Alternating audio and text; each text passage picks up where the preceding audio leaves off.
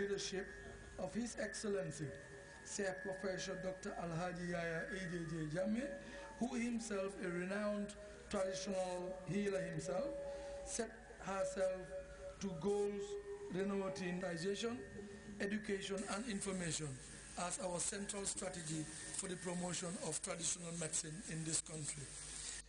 The 43 African member countries of the World Health Organization, including the Gambia, over the years have aligned national health policies with the use of traditional medicine to complement conventional medicine for the use of treatment in order to attend primary health care services. Essentially, you do not have to be a herbalist or a medical doctor to realize the positive effects of traditional medicine in curing the sick. I firmly believe that there is a fine line between conventional and traditional medicine because they both provide cure for diseases of various degrees. Some of our challenges, of course, we must have to reiterate of some of these things. That is the influx of traditional healers or otherwise people pretending to be healers coming in this country. We also did caution about the media houses allowing healers in advertising false claims of their products. With increasing membership portfolio, traditional healers are concerned with measures to control certified production, distribution and sales of traditional medicine. However, they are calling on the authorities to support them with resources to effectively regenerate herbs used in the treatment program. Babukar Kamara, GRTS.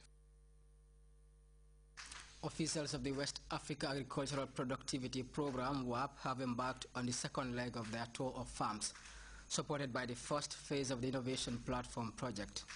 Lumendi was with the tour party and reports beneficiary farmers were given agricultural implements and technologies to maximize agricultural production and productivity. Setijan Sose and co-executive members of the WAP project arrived in Faraba Bantam village swamps to assess rice fields supported by what is called the WAP project's innovative platform. This primary phase of the project supports 1,500 farms of different crops owned by individuals and groups from across the country. The objective is to equip farmers with farming inputs and recommended technologies to maximize agricultural production and productivity. The objective of the WAP is to increase production, agricultural production and productivity. And as far as the innovation platform is concerned, that platform is a medium to transfer technology that will increase productivity, production and productivity of maize, rice, the groundnut, and we have two other commodities. The WAP Gambia is dealing with 5 commodities: livestock, production and horticulture. 2 of the 3 rice fields visited are owned by Juju Sanyang and Farmer Jaju. These beneficiaries confirmed to GRTS that the WAP's intervention is positively visible on their rice fields as they are already optimistic of bumper harvests. The observation is that the farmers were not only properly guided by agricultural extension workers, but the recommended technologies delivered to them were applied. News that augured well with the WAP coordinator. When I came in, I knew, looking at the stage of this rice, plants, I realized that it was timely planted. That I can see from this 17 years experience that I had with agriculture as an agricultural extension worker over the years. And 2, the spacing, I can observe that it was followed. The innovation platform of the WAP project is understood to have dished out 35 tons of rice seeds, 50 tons of groundnut seeds, 3 tons of maize seeds, and 3,000 bags of fertilizer to the beneficiary farms across the country. A development that puts smiles on the faces of the beneficiaries. But can it be sustained? Sustainability is a very important aspect of all development process. For the WAP project, all that is given in terms of inputs to farmers is a grant. It's given to them as grant, meaning that the development partners will not come back to collect anything from them at the end of the day. But what is critical for them to do is to ensure that whatever is given to them stays within the community in a form of a revolving seed or revolving fertilizer. That is very critical. We cannot be supporting them year in, year out. The WAP has just started, This is his first season of intervention in the country, but officials of the project are already optimistic its ambitious dream, which is centered on improving agricultural production and productivity, while harmoniously aligning national and regional priorities, is not far-fetched. Louis Mendy, GRTS. You can monitor GRTS Radio live on our website at www.grts.gm. We'll be back with more stories after this break. It is a revolution of great young minds and a competition where everyone is a winner.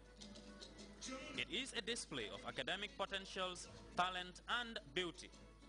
Founded and supported by His Excellency the President, Chef Professor Dr. Alhaji Yahya AJJ Jammeh, the finals of the 2012 Miss 22nd July Scholarship Pageant will take place on Saturday, September 15, 2012 at the Paradise Suites Hotel starting at 8 p.m. The chief guests of honors are His Excellency the President, Chef Professor Dr. Alhaji Yahya AJJ Jammeh, and Her Excellency the First Lady, Madam Zainab Yahya AJJ Jammeh. Guest artist is Sekuba Bambino, Mam Tamsir Njai, and Jali Keba.